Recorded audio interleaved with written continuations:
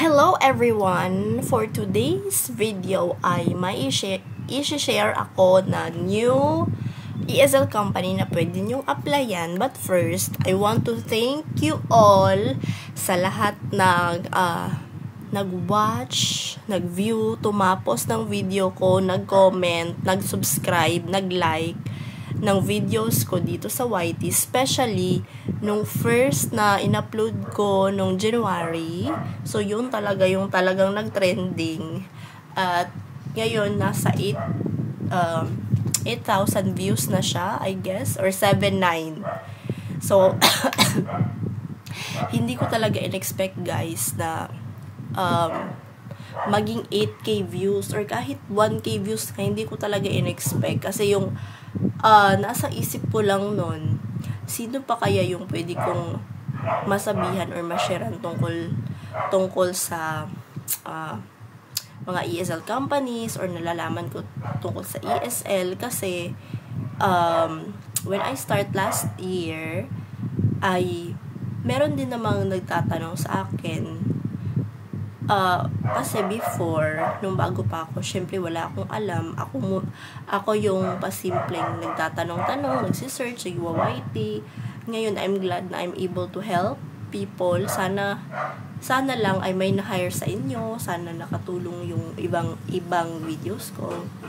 So, yun na. Thank you, guys. So, let us continue. As I was saying, this is Meihui class. This is, I think, a Chinese company. This is booking system, and the salary schedule is twice a month. Schedule: you can open and close your slots anytime as long as you can keep 4 hours working. So, peak hours as usual, 6 p.m. to 10 p.m. They have their own platform. So, hindi na kayo gagamit ng VooV, Skype, Zoom, and ClassIn. Qualifications. Ito, medyo matindi yung qualifications. At least 1 year of experience with decent and clean background, good lighting, no background noises, fast and reliable internet connection, 15 Mbps or higher download and upload speed, headphones with noise cancelling headset, clear camera at least 1080 resolution.